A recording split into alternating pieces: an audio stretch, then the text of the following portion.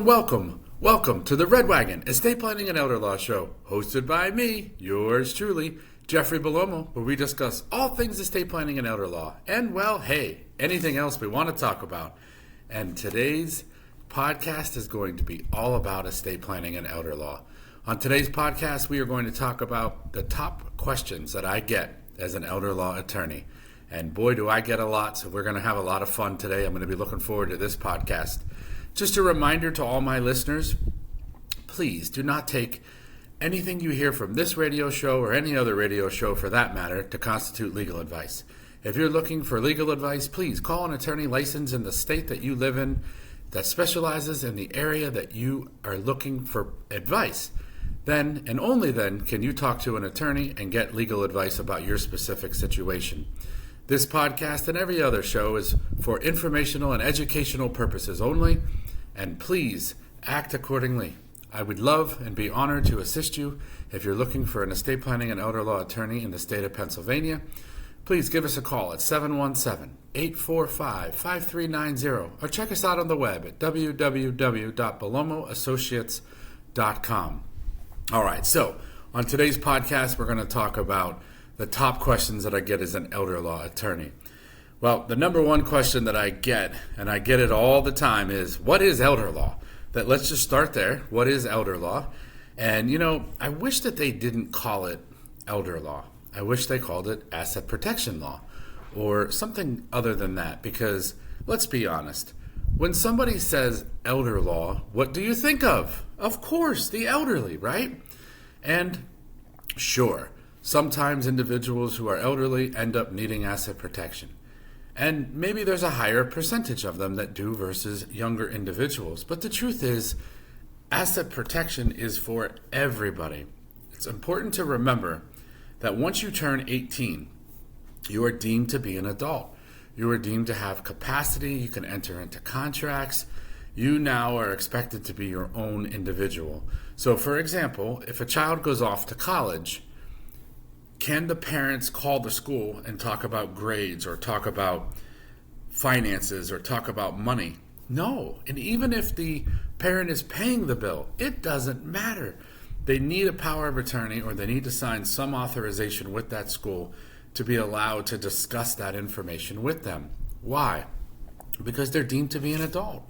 And therefore, they're deemed to be able to make decisions for themselves and to be able to act on their own behalf. So anyone over the age of 18 needs and wants to have a financial power of attorney in place. That is when we are an adult. That is when asset protection now may be something that we have to consider. Why is that, you ask? Well, think about it. Can an individual who is, 20, 30 years old have a stroke? Can they be in a car accident? Can they have some sort of issue like that wasn't expected? I have a friend who is in a nursing home. He's in his late 40s, and he will be there for probably another 30 to 40 years. His health is very good. He is just, in a vegetative state and not able to make decisions or to interact or to communicate. And certainly that individual did not expect in his early 40s to end up in a nursing home for the rest of his life. And had he had the documents in place and the planning done, there would have been a way for him to be able to transfer wealth on to his children and be able to pass on the legacy that he created in his short life, but certainly fruitful and wonderful life, on to future individuals. But like many, his belief was, I'm young, I don't need these documents, I don't need planning, I don't need any of this.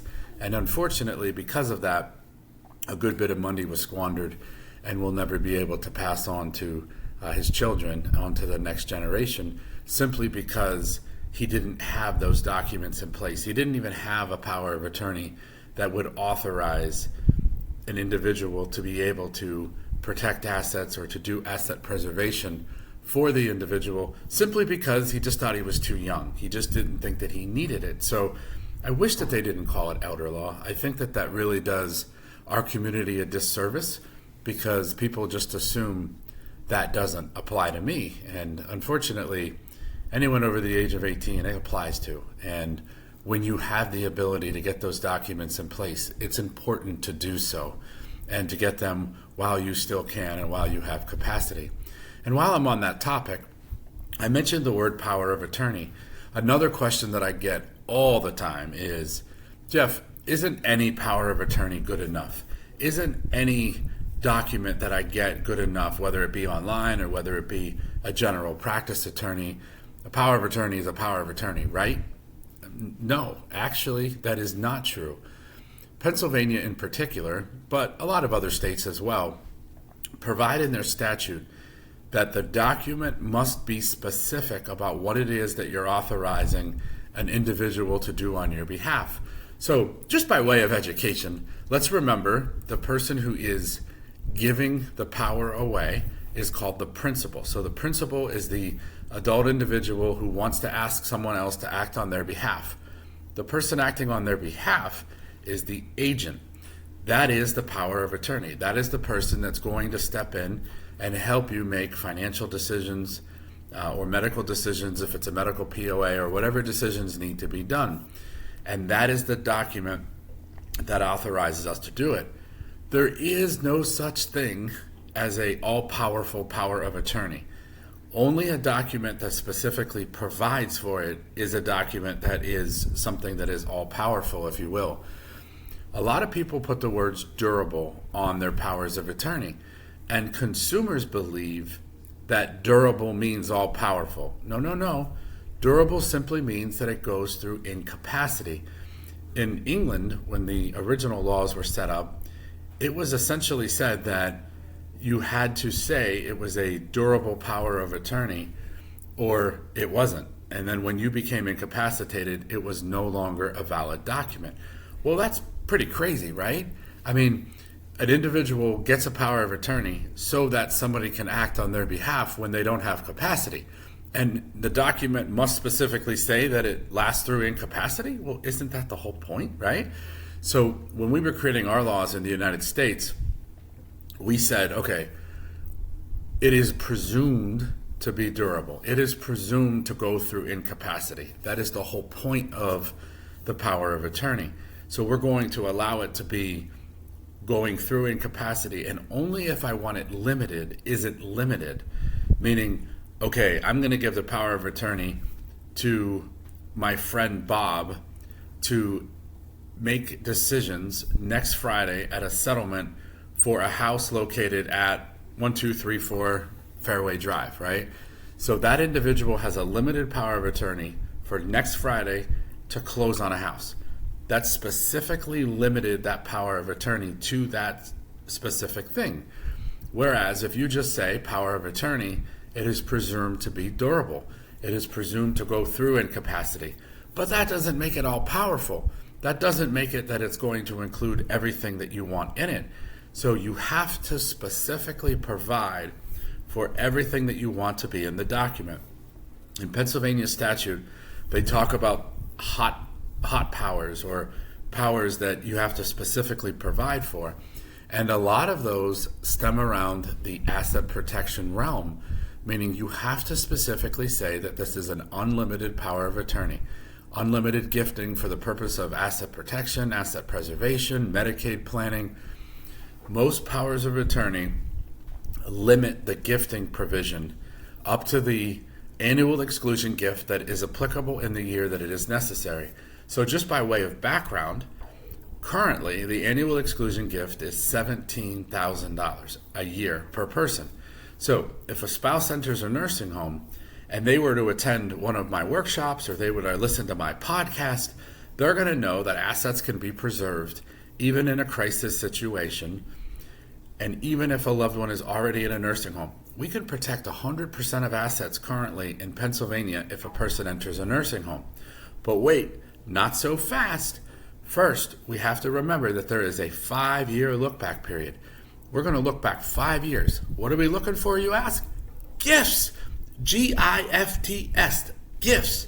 Gifts. Gifts. Gifts. Gifts. That's a 4-letter word. That's a bad word.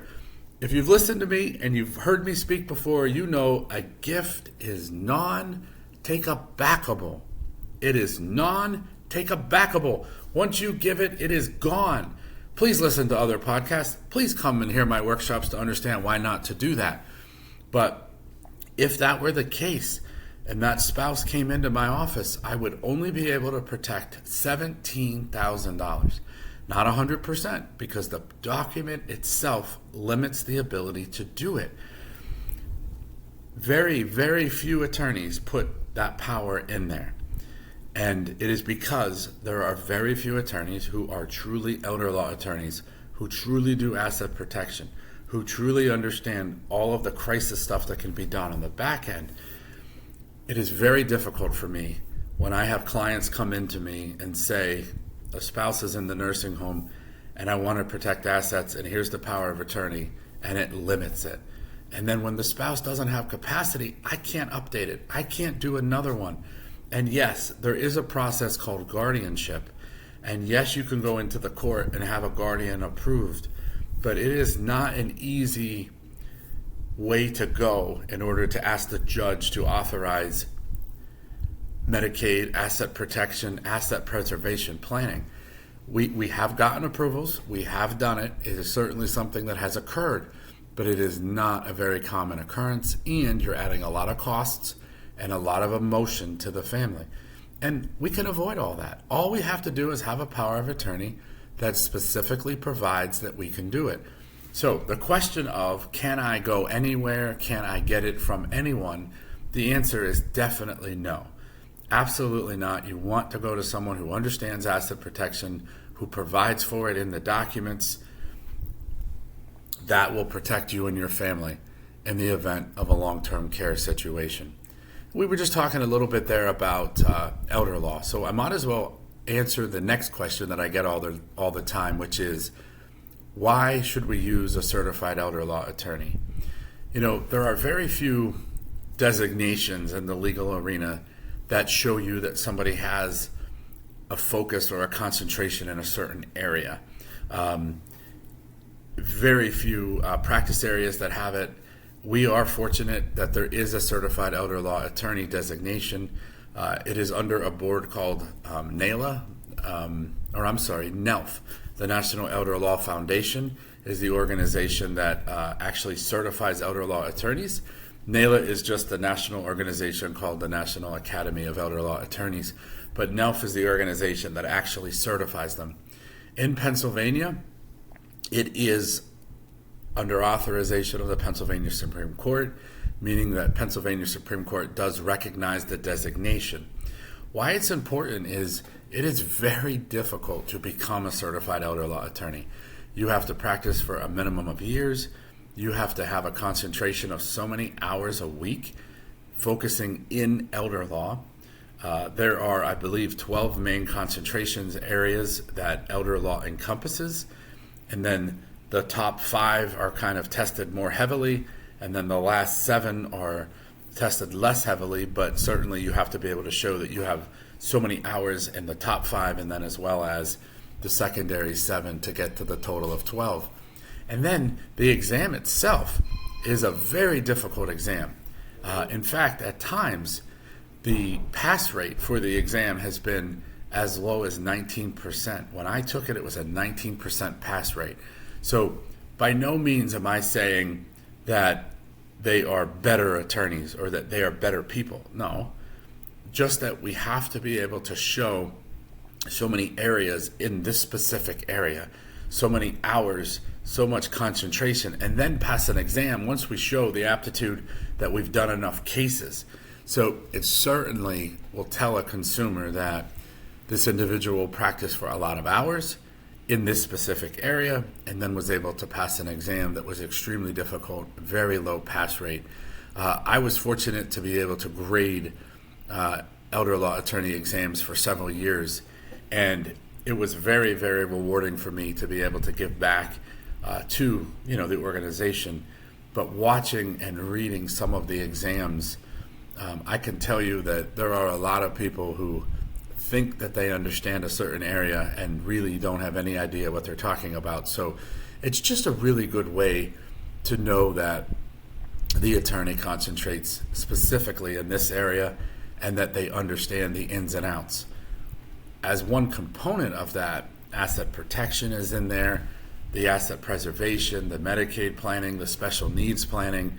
So it really shows you that the individual knows the specific areas that are generally more related to what it is that we're going to practice. So that definitely provides some sort of assurance to the public of, okay, maybe not perfect, maybe the individual, isn't the smartest human being in the world, but at least you know that in the area that you're looking for, they understand that information and have practiced it for years and have a focus and a concentration in it.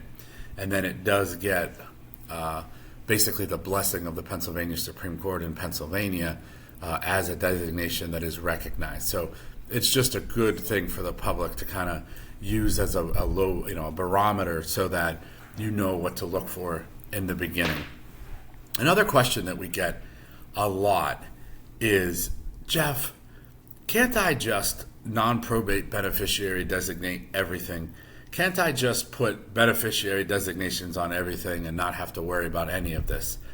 I mean, I suppose the short answer is yes, you can, but let's talk about that a little further. Let's really dig into what is the pro of doing that and what is the con of doing that. The only pro is that it's easy and quick, and then it goes automatically to whoever you name as the beneficiary. But let's remember, that doesn't mean that it avoids Pennsylvania inheritance tax, right? Pennsylvania taxes on the transfer of the wealth to the individual that is receiving it. Currently, the rate is 0 for a spouse, 4.5 for lineal descendants, children, grandchildren, parents, grandparents, 12 to siblings, and then 15% to anyone else in the world, including those lovely nieces and nephews. So by beneficiary designating an asset to an individual, you do avoid having to basically go down to the courthouse, have the will authenticated, and have the executor receive letters testamentary, right? Probate is the process by which we carry out your wishes in a will for assets that are in your name alone. So certainly it will avoid that. That is the positive.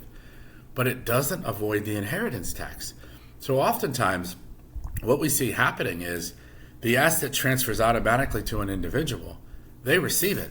It could take 6 to 8 months before they receive a love letter from the Department of Revenue. A love letter from the Department of Revenue is, hey, we understand that you received an asset, non-probate beneficiary designated, meaning automatically at the time of this individual's death, and you owe us inheritance tax at this applicable rate. Now, just food for thought and fun fact, it's always the highest rate because they're not going to do your job for you to tell you what your relationship is to the individual. It's your job to click the box next to what rate would be applicable and to bring the rate down from 15%. So always read that letter and make sure that the rate is correct. But secondly, a lot of times there's no money left. Right, an individual receives an asset outright, whether it was jointly owned, whether it was the beneficiary designated, they had access to it essentially immediately or pretty soon thereafter from the date of death. Well, in a lot of cases, 6 to 8 months later, that money is gone. They still have to come up with the inheritance tax. They still have to come up with that money. And the government is the last organization or entity that you want to try to not pay, right? So horrific idea, absolutely horrific. From a standpoint of, you got to make sure that these beneficiaries understand that the money isn't free and clear. Just because you get it doesn't mean that you don't have to pay tax on it. And in fact, they do at the rate based upon the relationship that they are to the individual. So it is certainly a little misleading or confusing to the beneficiary who just got this money outright thinking, okay, I'm good, I can do whatever I want with it. Well, not so fast, right? And for those of you who kind of have heard me before, a phrase that I use all the time is, you love your spouse and your children and your loved ones way too much to leave them money outright. All right, yes, I said it and I'll repeat it. You love your spouse, your children, your family way too much to leave money outright. Beneficiary designations, when you name an individual, are outright. That means that when the person is 18 years of age or older, they receive the money completely free and clear, outright, and can do whatever they want with it.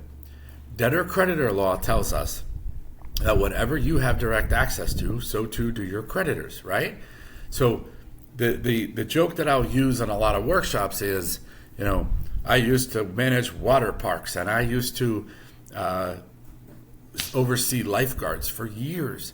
And I loved the job when I was in college and law school. But let's face it, I hate pools. I hate chemicals. I hate pH. I hate chlorine. I hate measuring it. And every spring, what does my wife want? A pool.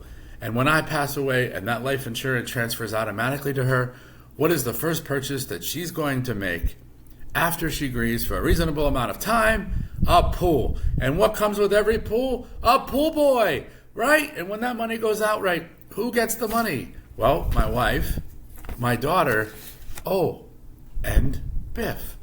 Guys, I want to be clear. I am completely okay with my wife spending 100% of the money. I want her to enjoy it. I want my daughter to spend it. I want my wife and daughter to do whatever they want. And it's even okay if her new spouse in the future lives in it and enjoys it and lives a wonderful life. But if something happened to my wife, I don't want that money to go to her new husband. I want it to go to my daughter. I want my daughter to be set up. I want my daughter to be able to enjoy it and use it, but only her. I don't want her future husband to be able to get it or take it or spend it or do whatever he or she wants, right? I want the money to be able to go to my wife, and I want her to spend it. I want her to enjoy it. So let me change the facts, right? Because a lot of people are like, ooh, did he go there? My wife loves that story. She thinks it's hilarious. But how about if I change the facts to, I'm in a car driving, I hit a tree, and I die instantly, and now she spends the next 30 years in a long-term care situation. The money went outright to her, right? So who gets it? She does. Who gets the benefit of it? She does? Not really, no. Because I just said she's going to spend the next 30 to 35 years in a nursing home. The average cost per month is $14,676 a month in Pennsylvania. That money is going to be gone in no time. The money didn't go to her. Gee, Jeff, what if you were in the car accident, you die instantly, she walks away, but she's in a car accident and kills 10 people? Same thing. The money went outright to her. Who gets the money? She does. Does she get the benefit of it? No, because you kill 10 individuals. Your auto insurance maybe you have $1 million and maybe you've got a couple million of an umbrella policy. There's going to be extra money that they're going to get a judgment and they're going to be able to collect on. So the truth is, the money didn't go to my wife, right? The money never was there for her benefit. The money will never go to my daughter. The money will be taken and gone. And I get this question: why not just give it to her and let her decide what to do with it? Well, as we have discussed, trusts and asset protection techniques during life take 5 years to give full asset protection because of the look-back period. So if I distribute the money outright to her through the beneficiary designations, she now has to wait 5 years for those assets to be protected. Well, if she's in that car accident, if she was in a situation where she ended up in a nursing home, she didn't have 5 years, right? She didn't have any time. Transfers on death are not subject to a look-back period. So by having assets beneficiary designated to a trust for the benefit of my wife, to the trust for the benefit of my daughter, immediately protects the asset upon death, and we don't have to wait the 5-year look-back period. Also, let's talk about if I was to give money or a retirement account to my wife and she wanted to do a trust, she would have to liquidate it all in 1 year. Whereas if the trust is set up appropriately and correctly, in light of the Secure Act and the 2.0 regs that came out, the money can go to her in a trust, protected, and give us the most asset protection that we're allowed under the Secure Act 2.0, so that the money is protected and is spread out over a very long period of time. And yes, we may end up leaving it in the trust. Yes, we may end up paying higher trust tax rates, but at least we're going to keep the asset protected and not have it taken in those situations. So While beneficiary designations can be easy, they can be quick, they can be simple. Quick, easy, simple isn't always the right answer.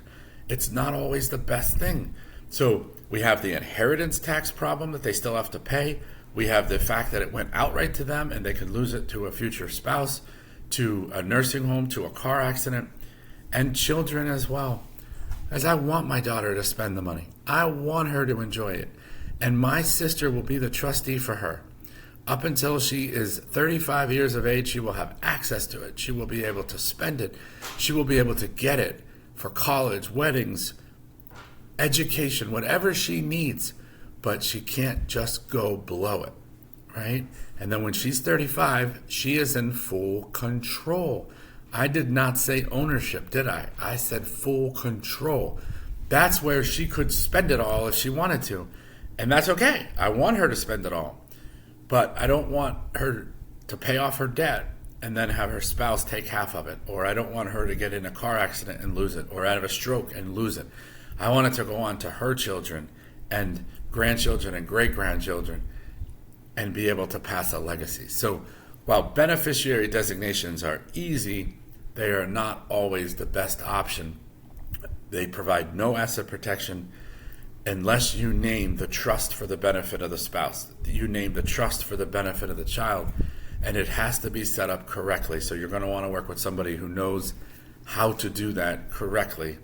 And again, I would recommend starting with a certified elder law attorney as a baseline to knowing that they certainly have an expertise or a focus or a concentration in the area that you are looking for. Man, I have so much fun answering the most commonly asked questions to an elder law attorney. We will continue this on future podcasts because there are a lot more questions that we have to cover. Thank you. Thank you for attending the Red Wagon Estate Planning and Elder Law Show, hosted by me, yours truly, Jeffrey Bellomo, where we discuss all things estate planning and elder law. And on this episode, we talked a lot about the common questions that we get as an elder law attorney. I look forward to seeing you on the next podcast of the Red Wagon Estate Planning and Elder Law Show. Until then, we'll see you real soon. Hi, I'm Jeff Bellomo with Bellomo & Associates, and I would like to personally invite you to the next episode of the Red Wagon Estate Planning and Elder Law Show, hosted by me, yours truly, Jeffrey Bellomo, where we discuss all things estate planning and elder law. On the next episode, we are going to talk about the common questions that I get as an elder law attorney, right? Why not just non-probate beneficiary designate everything? Is a general power of attorney or a power of attorney that I get from anyone or anywhere good enough? Why do I need a certified elder law attorney? And more. So please, listen to the next episode of the Red Wagon Estate Planning and Elder Law Show. We look forward to seeing you then. Until next time, we'll see you real soon.